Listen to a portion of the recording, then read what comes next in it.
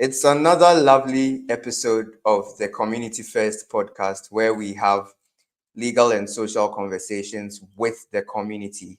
And on today's episode, we are treating an interesting topic: artificial intelligence and the insurance industry. Now, insurance has been seen as majorly something that we all pay for and don't get any real financial benefits from until something bad actually occurs. But insurance permeates so many aspects of our daily lives, and it is responsible for many advancements in our society. So in this episode, this is why we are going to be addressing the public on the recent development that is radicalizing the insurance sector, which is artificial intelligence. And to make the conversation interesting, we have with us today our lovely managing partner, Adelaide Benneh Prempeh, who will be bringing her experience to bear. Adelaide, you are welcome to the Community First podcast. Hello, William. Thank you so much for having me on the Community First podcast. I'm very excited. This is a Likewise. first for me.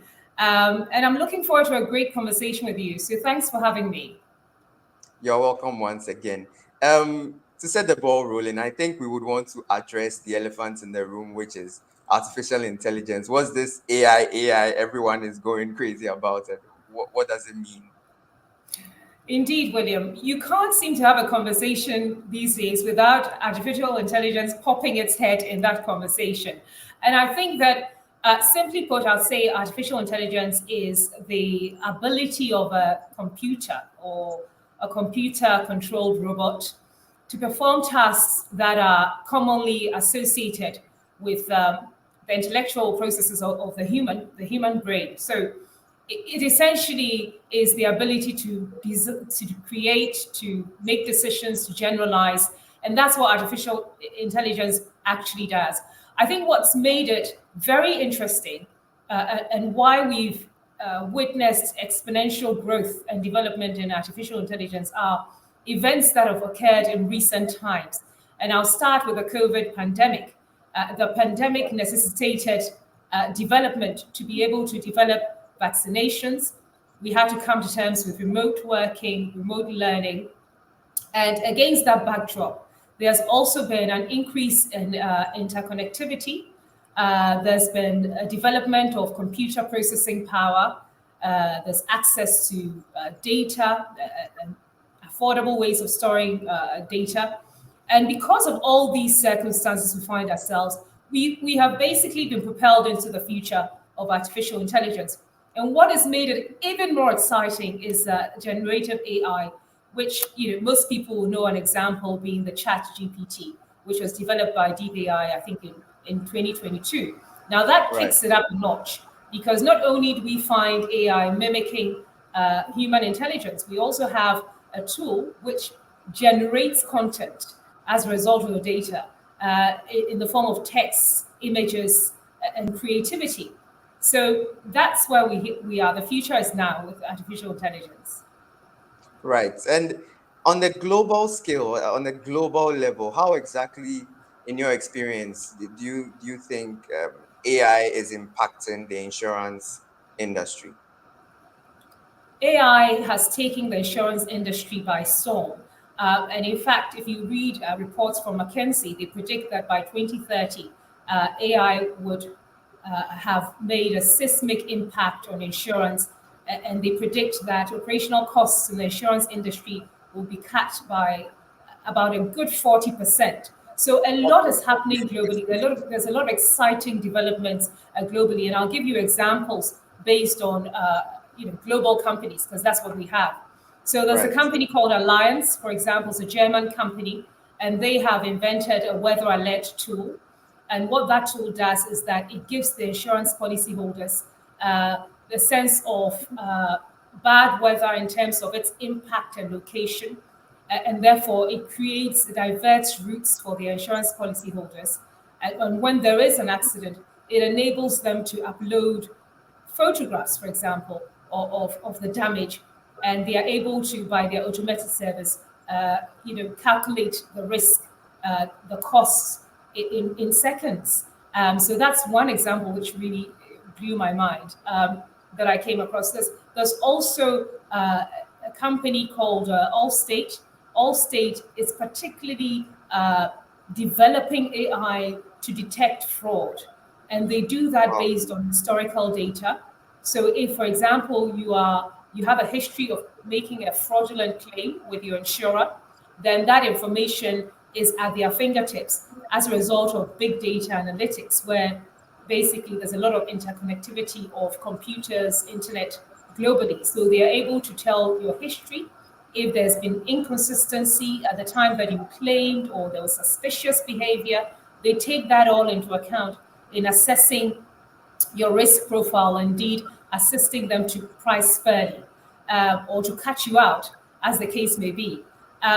There's also organizations that focus predominantly on customer services and making sure that they are able to deliver customer services more efficiently, cutting out delays and so on, and making sure that you are responded to in seconds by the use of virtual assistants, which are the chat Mm. boxes that have been we've been talking about.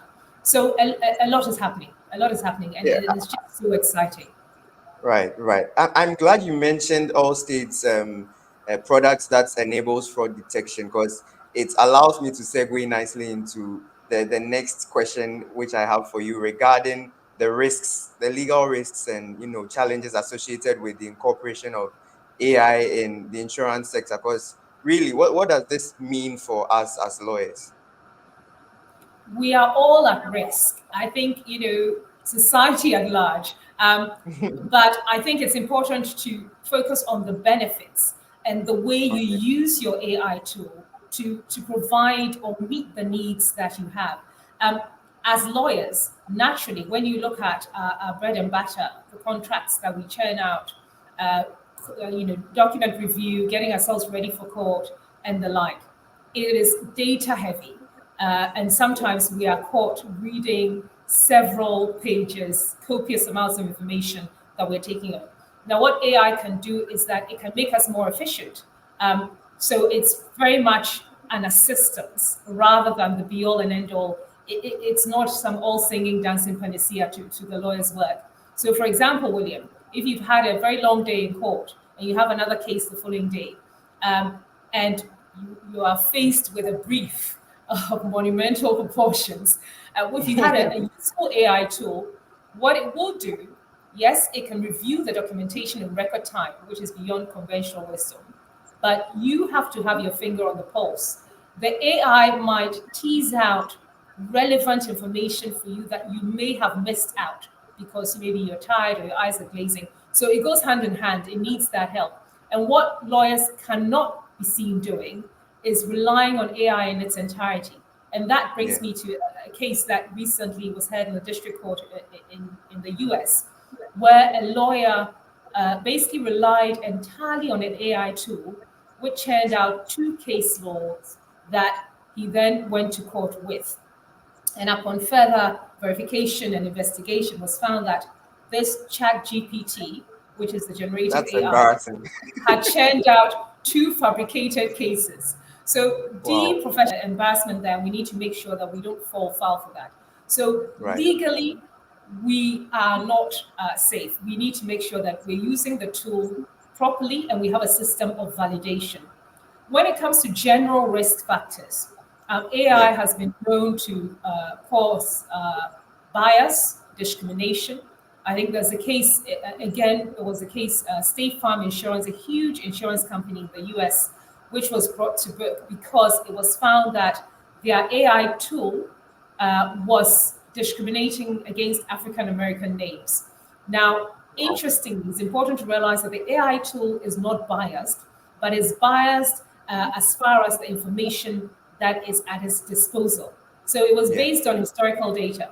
It's fair to say that perhaps the historical data was biased, and therefore, Yeah. as a result of the processes, the algorithms, it ended up being biased against Black people essentially. Amazon has not been left out in the negative headlines. They also had an issue where they had an AI recruiting tool, and that tool was to assist Amazon to recruit for their technical roles. Again, that was found to be a discriminatory tool because it ended up discriminating against women. There's also intellectual property. Now, whenever you're dealing with large data, one cannot escape from intellectual property as a potential because the reality is that most of us have access to AI not because we developed it, but because we've been granted access. Historically, or I should say in recent years, we've seen a number of big, big tech companies investing in AI and developing the tools like ChatGPT. We simply have access to it.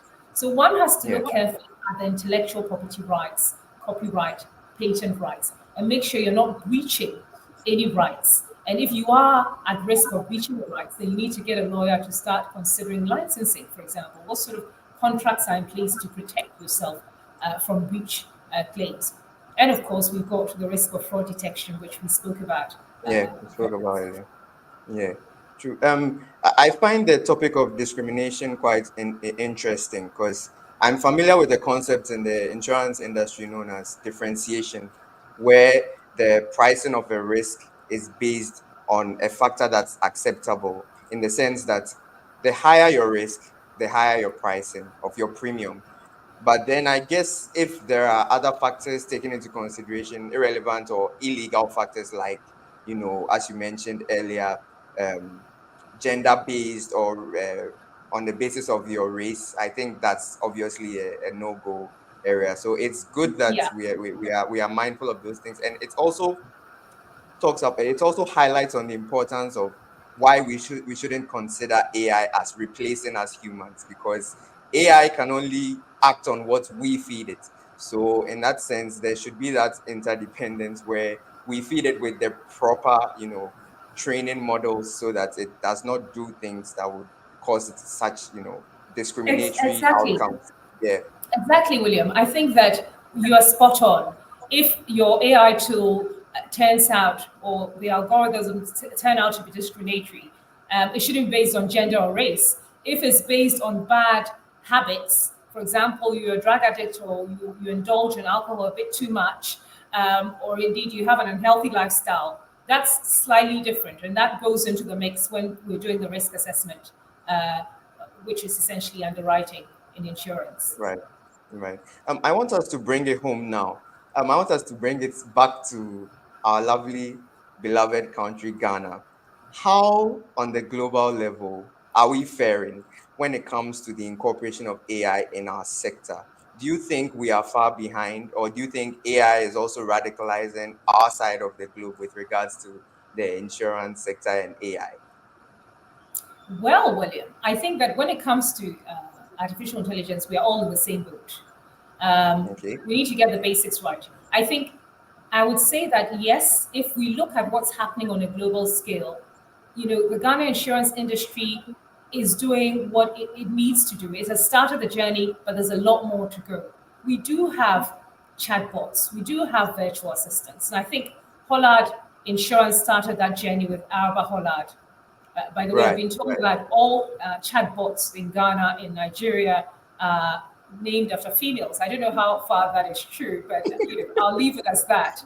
So we do have our virtual assistants that are helping with customer services efficiency. They are helping with uh, providing that support for insurance policyholders, providing unique support for insurance holders, automating services to ensure that processes are happening efficiently. Um, but there's a lot more to be done. There are aspects of insurance that I think that Ghana, with a lot of preparation and learning and exposure, we will get there. There's a concept of software as a service. Now, when Okay. it comes to artificial intelligence development, most people are daunted by the exponential growth across the globe. And most people assume that it has a high budget. Well, the point is, one has to start from basics and decide, what do I need AI for? There must be a specific need that will put me at that competitive edge against my competition. And that's what I'm Right. going to zoom in on and focus on that. And if that is the case, for example, you've identified customer services as what you want to enhance or make more efficient, then you go on the market and look out for that tech company that can perhaps help you with the right understanding and with the right development. Look at a custom built tool, AI tool, that will just focus on what your needs are. Or indeed, you can access the market where there are market ready solutions as well that can assist you in that regard, so that you can have that particular tool and work your way towards developing the service that you want to enhance. We also have types of insurance emerging as a result of AI development. One such insurance is insurance which is tailored to meet the needs of AI startups, those who are championing the cause, those who are making developments and etching forward, need that insulation for potential lawsuits. Because once you're Right. testing a product, you are prone to errors, bias, and other issues. So we do see on the market liability insurance to protect them against these sort of issues like errors or indeed insurance. We also have insurance against cyber. So cyber insurance is another relatively new insurance in the insurance space, because what that does is, bearing in mind that inevitably, when you're dealing with artificial intelligence development, you're dealing or usage, you're dealing with a lot of data, and therefore you expose or potentially expose your customers to cyber threats and attacks. One has to make sure that you have taken out that insurance. So, Ghana is not far off from the rest of the world, and I think that apart from the few tech companies that have that luxury of a budget to develop all these wonderful shiny products, most of us globally will have to do it incrementally and tunnel vision the actual service that we want to meet. Yeah. Well, I guess I stand corrected, Adley. Thank you very much for assuring me that my country is doing its best to stay afloat when it comes to, all these emerging trends regarding insurance and AI. Like you mentioned, it's all news to me. But with all these trends emerging, I want us to have a look at the legal and regulatory landscape. I know in Ghana we have the recently passed legislation, that's the overarching law regarding insurance, the Insurance Act. And then there's also, of course, the regulator, right? The Insurance Commission. Now, when it comes to our side of, regulation and the laws put in place, the structures in place to ensure that these products are protective of the stakeholders, both the insurer and the insured. I would like to know your thoughts on that as well. Well, I'm glad to say that Ghana is doing quite well. We do have, as you said, the Insurance Act of 2021, Act 1061, which is really forward looking in that regard, because it gives a nod to innovation, particularly sections 211 to 213 speaks to innovative insurance measures, innovative insurance business, innovative insurance intermediaries. And what it does is that it provides that opportunity for such stakeholders to make an application for a license in order to engage innovative financial technology or indeed any other technology to promote the insurance business and also to develop new insurance products. So, as you can tell, that's a very broad provision, and it gives room for those who want to embark on this artificial intelligence journey to be able to be supported. And it also gives them an opening to be able to open up a dialogue with the National Insurance Commission to see how they're going to take steps to meet these needs. So Ghana is doing well. Of course, we don't have the regulations, but there's a lot to be done pending the regulations. I think even globally, if you look at the EU, they have now recently passed their first artificial intelligence regulations, I mean, horizontal application of the regulations. And the focus in there is yes to give that regulatory landscape for the Yeah. development and usage of artificial intelligence. But very interestingly, there's a lot of focus on the risk factors of artificial intelligence, which some of them are, categorized as high risk. For example, if you have an AI tool which will develop a project which manipulates young children, vulnerable people to engage in very dangerous behavior. That's concerning. So they are saying yes, we are developing some kind of framework, but be very mindful of the risk factors. And we're not there yet because it is quite clear that the way things are moving at a fast pace, we all will have to play catch up. And I'm sure that our laws will be amended time and time again after we've Right. tested out this terrain Right. going forward.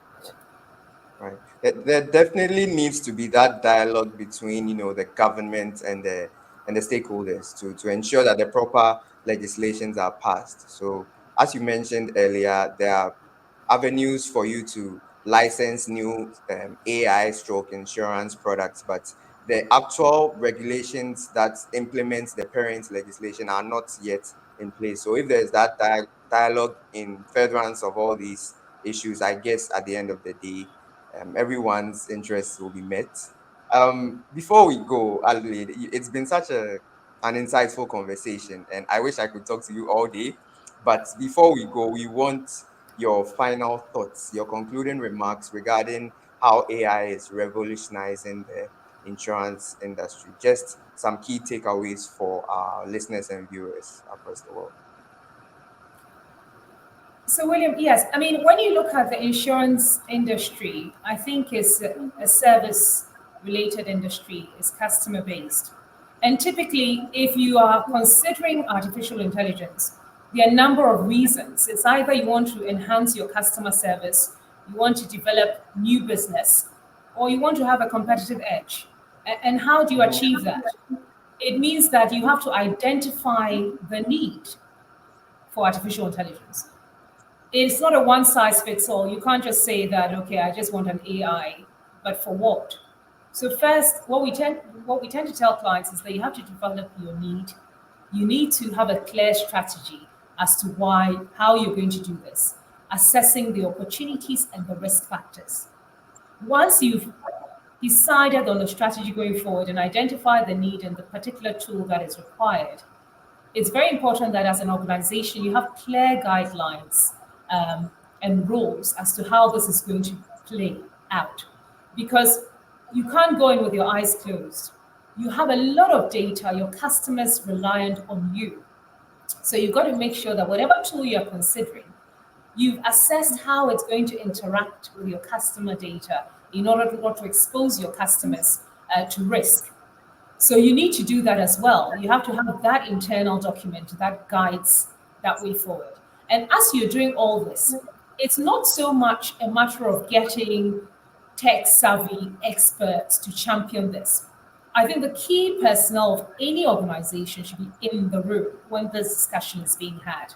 They need to be part of the decision making. They need to be educated and basically have insights as to what's trying to be achieved and the tool they are going out for. And I think once that's done, it comes to the contracting stage. It's very important that you lay your cards on the table. Your legal advisor is on board to advise you on the pros and cons so that you don't find yourself in hot water without even Right. testing out the product. Because, of course, there's a period of testing. Every product will have to go through a piloting stage to see whether it's compatible with your service Yeah. offerings. Yeah. So, contracting is absolutely crucial. Once that's done, you need to find the human elements that are going to develop and maintain these tools.